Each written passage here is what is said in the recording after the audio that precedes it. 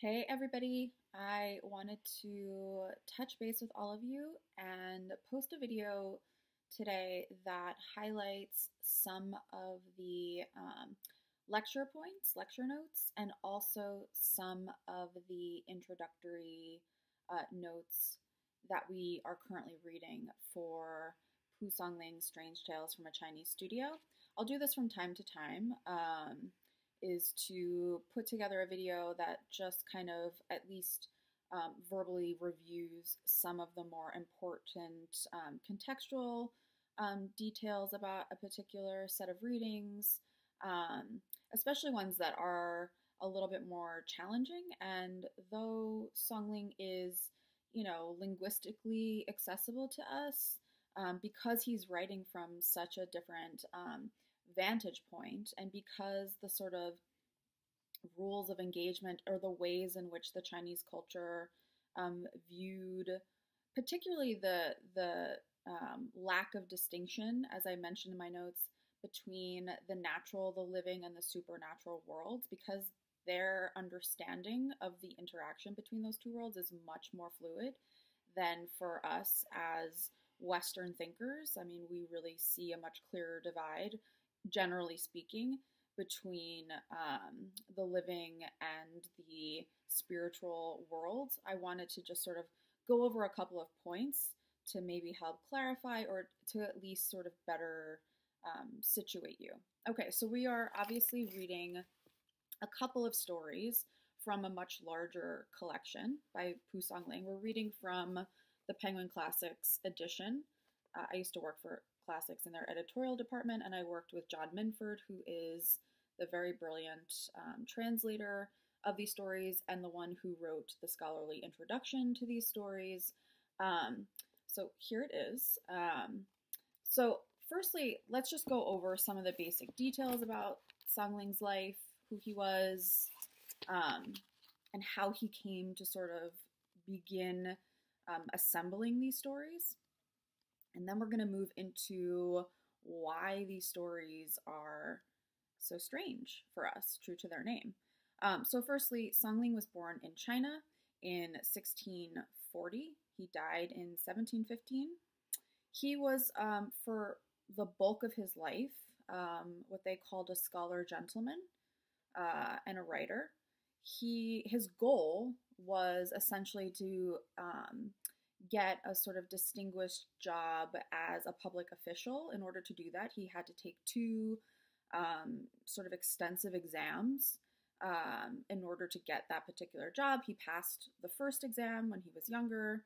He spent the next 52 years of his life studying for, taking, and ultimately failing to pass the second portion of the exam. So just take a moment and think about that.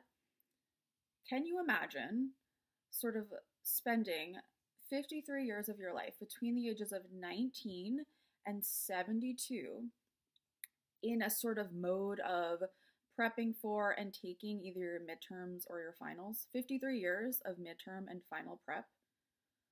Hell no. But that is what he did. And to make some money to support himself, he worked as a tutor, he was a secretary, and then he was started to amass stories. Where did he get these stories from?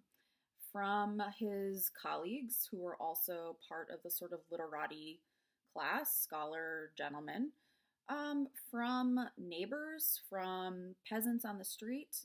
All of them sort of served as the raw material for some of these stories that he later developed and would become part of his ultimate collection. There's two distinct literary genres that he's drawing from, that he kind of merges into his own sort of style. The first is the weird account. Minford talks about this in his introduction. A weird account would be a sort of short, pithy narrative that relayed the weird account of some kind of phenomena, strange creature, strange person, a haunting. It would be very, very brief and very, very short. Here's an example. In the collection, there's a story, we're not reading it, but it's called The Devoted Mouse. And you'll see how short it is. It's essentially a paragraph, right? So this would be a weird account.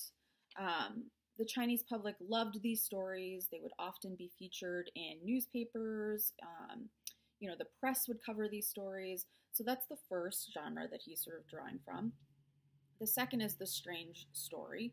This would be a much more developed piece of writing, so something akin to what we are used to seeing in an actual published story. So a plot, an antagonist, protagonist, a setting, themes. So this is a much more stylistic piece of writing. It's much more of a, like what you would consider like a craft.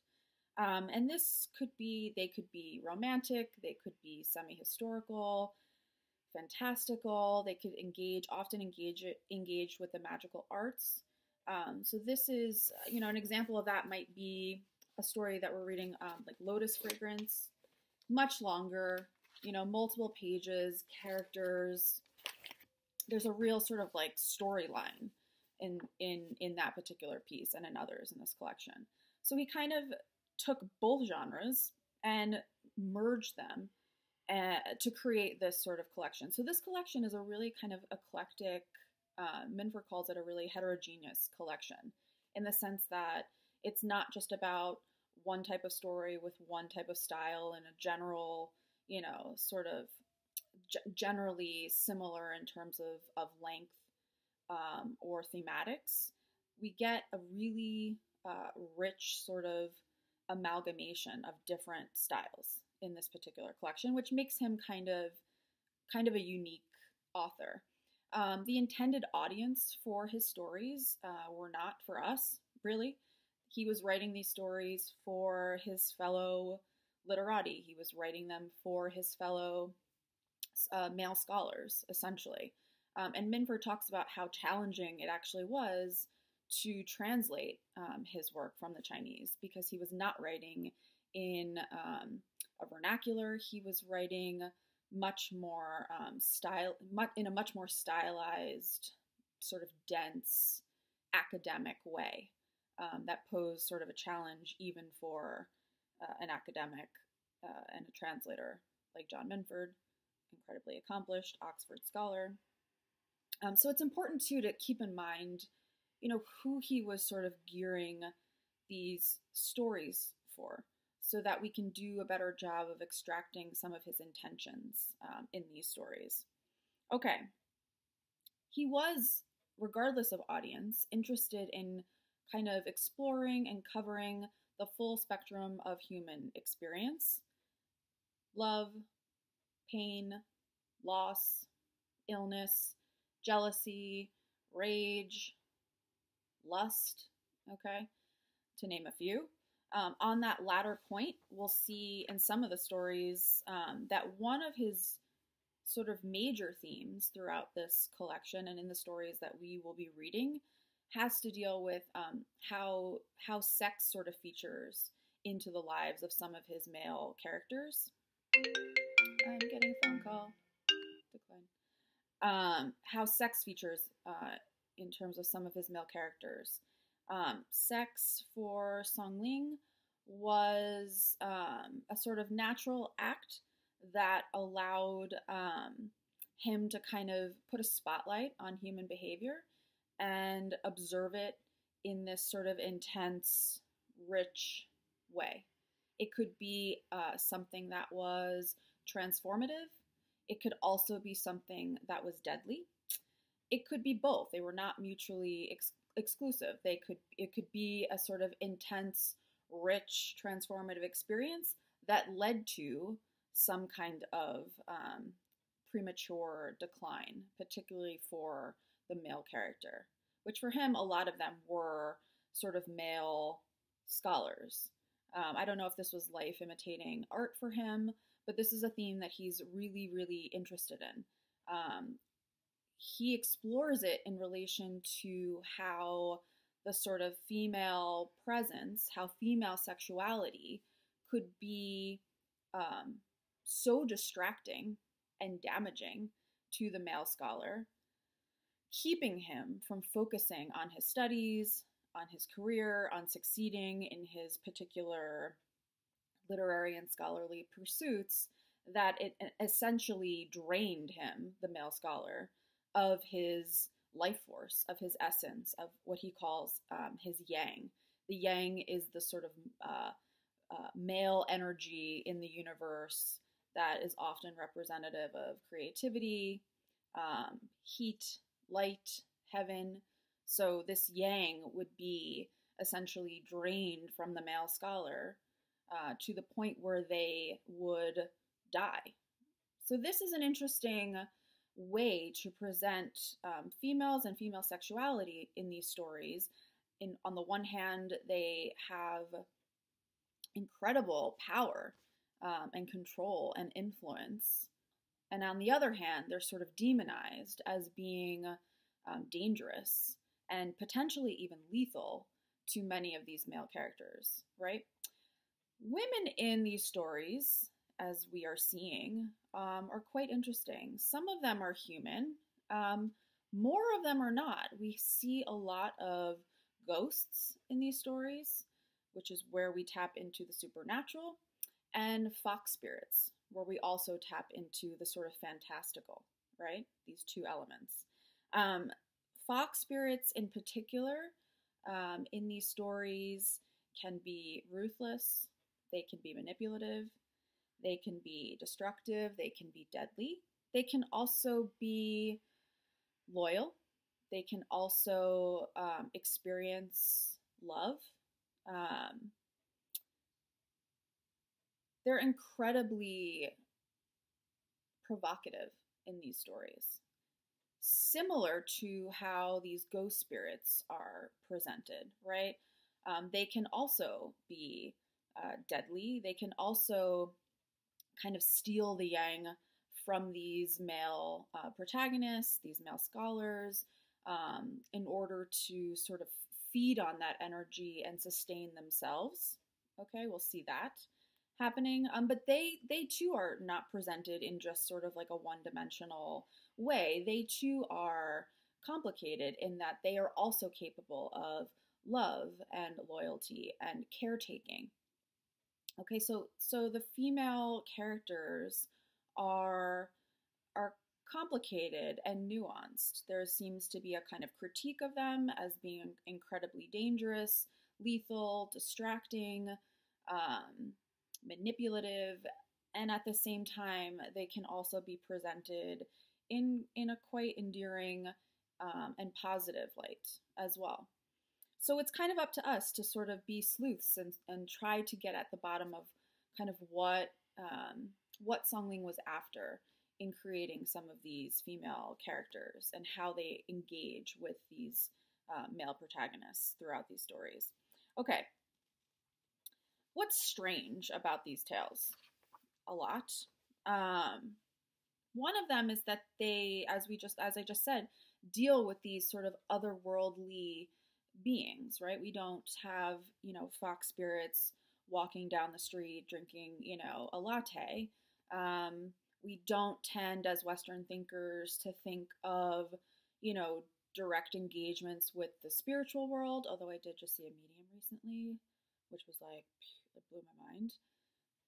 But generally speaking, there is a much clearer divide for Western thinkers between, as I said, the sort of living sphere and the supernatural, spirits, ghosts. We also have these fantastical sort of elements. We have, characters not unlike what we see in fairy tales, like ghouls, monsters. We have these characters who are part of these stories that to us seem very much other, right? They are others, i.e. not human. But for the Chinese culture, they were much more accepted as a sort of another realm of realness. Okay, so for us, that is something that is a hard concept to sort of grasp. We can see something physical and know that it is real. We can touch it. We can hold it in our hands. We can engage with it. For Song Ling and for Chinese for the Chinese people and public, these divides were not nearly as distinctive. And so there was a fluidity between these two worlds. They could be different, but equally real and sort of manifest. And so that's part of the strangeness of these stories. That's part of the weirdness for us of these stories. And that's something that we have to kind of grapple with. And I'm starting to read through some of your comments, and it seems like indeed, sort of that is what is a challenge with these stories. But it also is a way for us to kind of expand our thinking on, what creates a story, what is real, how can we engage with the sort of strangeness of these stories and take them, for what they are, and challenge our own thinking about, what is real and what is not. So keep these issues in mind as you go through these stories. We'll be reading the first set of stories, and completing our first discussion forum tomorrow evening, and then we'll read another set of stories for the latter half of the week, and we'll finish that discussion forum on Sunday. If you have any questions about these stories or anything in general, feel free to be in touch at any time and get posting in your discussion forums. Okay, bye!